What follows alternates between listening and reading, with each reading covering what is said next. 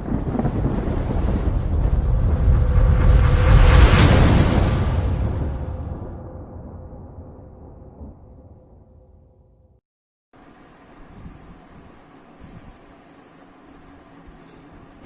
Students, master classes में आपका स्वागत है।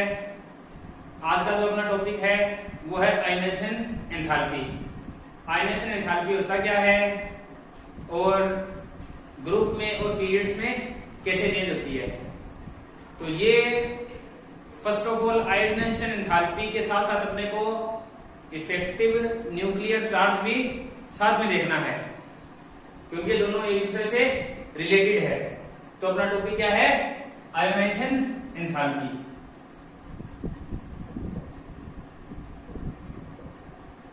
आयोनाइजेशन एंथैल्पी या इसको आयनीकरण ऊर्जा भी बोलते हैं। तो क्या होता है आयोनाइजेशन एंथैल्पी? क्या होता है कि कोई भी न्यूट्रल एटम है, अपने को ये बात पता है कि एटम क्या होता है? न्यूट्रल होता है, क्योंकि उसमें पॉजिटिव और नेगेटिव चार्ज क्या होते हैं? बराबर होते हैं। कि जितने प्रोटॉन है उतने ही उसमें क्या होते हैं? इलेक्ट्रॉन होते हैं। कि अपना जो न्यूट्रल एटम है उससे एक इलेक्ट्रॉन निकालने के लिए जो एनर्जी की जरूरत होती है उसी को अपने क्या बोलते हैं? आयोनाइजेशन एंथैल्पी बोलते हैं। तो डेफिनेशन क्या होगी? The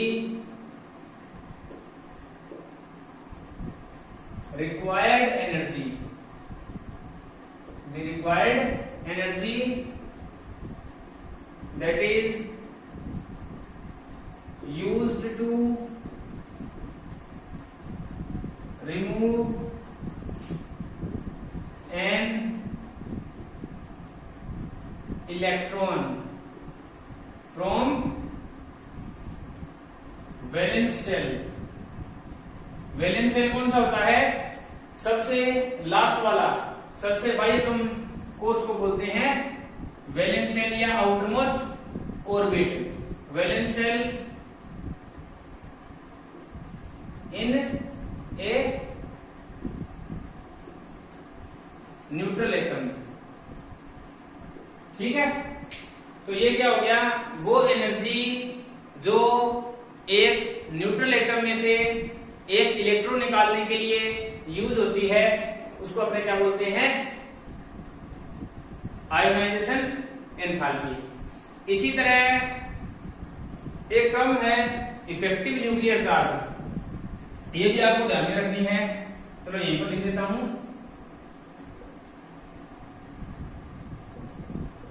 effective nuclear charge. Effective nuclear charge क्या होता है? इसको अपने ZeWF इससे लिखते हैं, ZeWF से लिखते हैं। तो इफेक्टिव न्यूक्लियर चार्ज क्या होता है? फोर्स ऑफ अट्रैक्शन होता है। क्या होता है? Force of attraction. किस किस के बीच में? आउटरमोस्ट इलेक्ट्रॉन और न्यूक्लियस के बीच में। तो क्या होता है? शॉर्ट में लिख रहा हूं, force of attraction between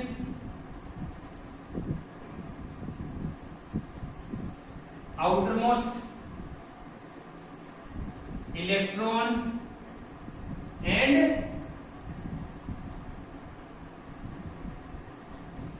nucleus. तो ये इफेक्टिव न्यूक्लियर चार्ज है। जैसे अपने ले लेते हैं, सपोज मैं एल्यूमिनियम का लेता हूं, एक एटम ले लिया मैंने एल्यूमिनियम, इसका परमाणु क्रमांक होता है 13। तो इसका ले लिया मैंने। अब देखिए ये एटम हो गया मेरे पास, तो ये न्यूक्लियस हो गया अपने। ये इसका 2 8 3, ये इसका कन्फिग्रेशन होता है। इसका इलेक्ट्रॉनिक कन्फिग्रेशन क्या होता है? 2 8 3। पहले में 2 इलेक्ट्रॉन, 2 आ गए, दूसरे ऑर्बिट में 8 इलेक्ट्रॉन और तीसरे में 3 इलेक्ट्रॉन। 13 पूरे हो गए। अब देखिए इसके बीच में न्यूक्लियस और आउटर मोस्ट में जो इलेक्ट्रॉन है, तीन है ना, इनके बीच में जो फोर्स ऑफ अट्रैक्शन है उनको अपने क्या बोलेंगे, इफेक्टिव न्यूक्लियर चार्ज। और इससे एक एक इलेक्ट्रॉन निकालेंगे, मानो पहला इलेक्ट्रॉन निकालना है तो जितनी एनर्जी की जरूरत पड़ेगी, एक इलेक्ट्रॉन निकालने के लिए जितनी एनर्जी की जरूरत पड़ेगी वो क्या होगी, आयोनाइजेशन एंथैल्पी होगी। क्लियर है? आयोनाइजेशन एंथैल्पी का ऑर्डर देख लेते हैं। अगर पहला इलेक्ट्रॉन निकाला, ठीक है, तो वो क्या हो गई, first ionization enthalpy. Second electron निकाला तो वो क्या हो गई, सेकंड आयोनाइजेशन एंथैल्पी। और थर्ड इलेक्ट्रॉन निकाला तो वो क्या हो गई, थर्ड आयोनाइजेशन एंथैल्पी। तो इसका जो ये भी ध्यान रखना है, IE1, IE2, IE3। पहली आयोनाइजेशन एंथैल्पी, पहला इलेक्ट्रॉन निकालते हैं तो सबसे कम एनर्जी देनी पड़ती है, फिर ज्यादा देनी पड़ती है, फिर सबसे ज्यादा देनी पड़ती है। लास्ट में जो अपने इलेक्ट्रॉन निकालेंगे उस टाइम सबसे ज्यादा एनर्जी लगेगी। क्यों? क्योंकि लास्ट में मान लो तीसरे वाला निकालना है तो यहाँ पर क्या है, 13 प्रोटॉन ने, यहाँ पर लास्ट में एक रह गया, उसको एक को पकड़ रखा है तो क्या रहेगा, इफेक्टिव न्यूक्लियर चार्ज उस टाइम बहुत ज्यादा रहेगा। तो ज्यादा रहेगा तो इसका मतलब क्या है, ज्यादा रहेगा इसका मतलब क्या है, एनर्जी ज्यादा देनी पड़ेगी। ठीक है? और जो आयोनाइजेशन एंथैल्पी है इसको मेजर करते हैं,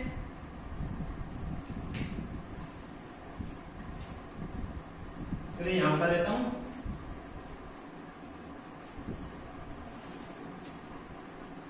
इसको मेजर करते हैं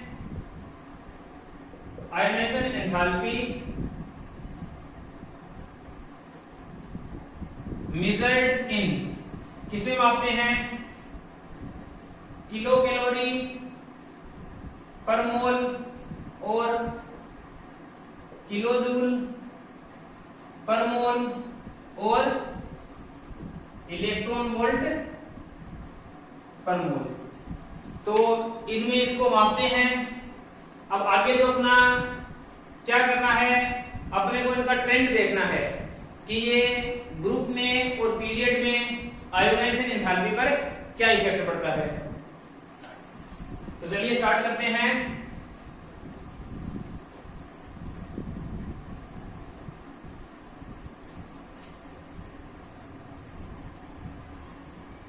पहले बात करते हैं आयोनाइजेशन एंथैल्पी इन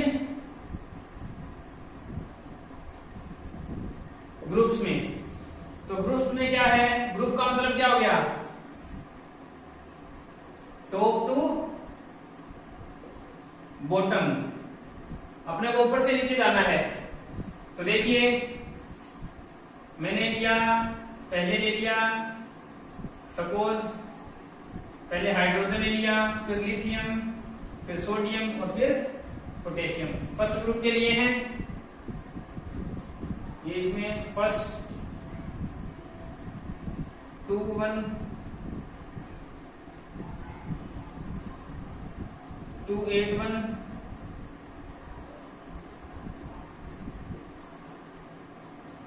2 8 8 1, ये बीच में न्यूक्लियस हो गया सभी के।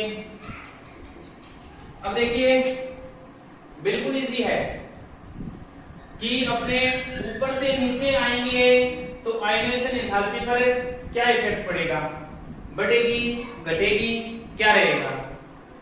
तो ऊपर से नीचे आएंगे तो क्या होगा, देखिए जब अपने टॉप टू बॉटम आते हैं, ठीक है, जब अपने टॉप टू बॉटम आते हैं तो क्या होता है, एटॉमिक साइज क्या हो रहा है, बढ़ रहा है, एटॉमिक साइज बढ़ रहा है। क्यों बढ़ रहा है, क्योंकि इसमें एक ऑर्बिट है, इसमें 2 गए, इसमें 3 हो गए और इसमें 4 हो गए, क्योंकि नंबर ऑफ ऑर्बिट्स क्या हो रहे हैं, बढ़ रहे हैं। तो नंबर ऑफ ऑर्बिट्स बढ़ रहे हैं तो इसका मतलब एटॉमिक साइज बढ़ रहा है। साइज बढ़ रहा है तो जो आउटर मोस्ट में जो इलेक्ट्रॉन है और न्यूक्लियस के बीच में जो फोर्स ऑफ अट्रैक्शन है वो क्या हो रहा है, कम होता जा रहा है। देखिए यहाँ पर इतना डिस्टेंस है, कम है, तो फोर्स ऑफ अट्रैक्शन ज्यादा है, यहाँ पर ज्यादा हो गया, यहाँ पर ज्यादा हो गया, डिस्टेंस यहाँ पर ज्यादा हो गया, तो फोर्स ऑफ अट्रैक्शन क्या हो रहा है, कम होता जा रहा है। तो इसका मतलब फोर्स ऑफ अट्रैक्शन कम हो रहा है, इसका मतलब क्या है, इफेक्टिव न्यूक्लियर चार्ज क्या हो रहा है, इफेक्टिव न्यूक्लियर चार्ज क्या हो रहा है, कम हो रहा है। अब जितना फोर्स ऑफ अट्रैक्शन कम होगा तो एनर्जी उतनी कम लगानी पड़ेगी। अब आप सपोज कीजिए मुझे किसी ने पकड़ रखा है, मुझे किसी ने पकड़ रखा है और दूसरा बंदा है वो भी मुझे क्या कर रहा है, पकड़ के खींच रहा है। अगर उसने मुझे टाइटली पकड़ रखा है तो दूसरा बंदा क्या करेगा, उसको एनर्जी ज्यादा लगानी पड़ेगी, समझ रहे हो। और अगर उसने मुझे लूजली पकड़ रखा है तो वो आराम से मुझे पकड़कर साइड में लेकर जा सकता है। तो यही बात है, इफेक्टिव न्यूक्लियर चार्ज जितना कम रहेगा आयनेशन एंथैल्पी उतनी ही कम रहेगी, मतलब एनर्जी उतनी ही कम लगानी पड़ेगी इलेक्ट्रॉन निकालने के लिए। तो क्या रहेगा, आयनेशन एंथैल्पी डायरेक्टली प्रोपोर्शनल होती है इफेक्टिव न्यूक्लियर चार्ज के। तो ये ग्रुप का है। आगे देखते हैं पीरियड्स में क्या होता है।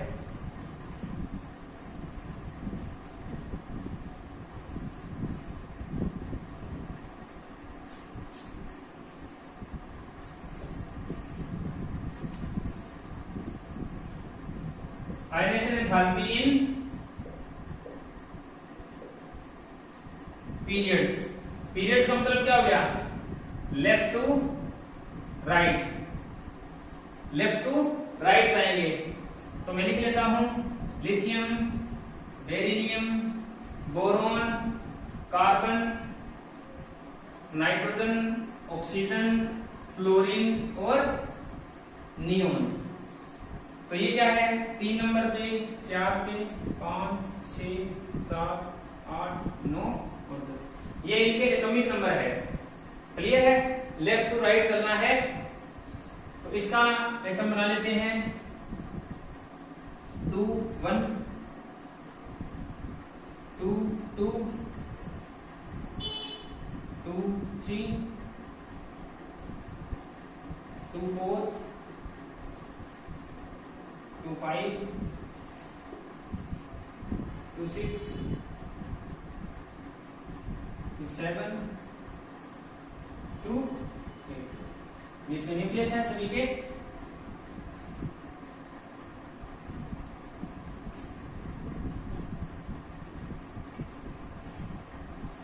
तो देखिए आपने एटॉमिक रेडियस के बारे में पढ़ा है लास्ट वीडियो में। तो उसमें क्या था कि जब हमने लेफ्ट टू राइट जाते हैं तो एटम का साइज क्या होता है, डिक्रीज होता है। अब देखिए एटम का साइज डिक्रीज होना, एटम का साइज डिक्रीज होना, तो इसका मतलब क्या है, फोर्स ऑफ अट्रैक्शन का ज्यादा हो जाना, फोर्स ऑफ अट्रैक्शन का क्या होना, ज्यादा हो जाना।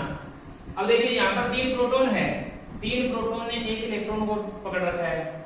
यहाँ पर 4 हो गए, 4 को पकड़ रखा है, सॉरी 4 ने पकड़ रखा है, फिर 5 ने पकड़ रखा है।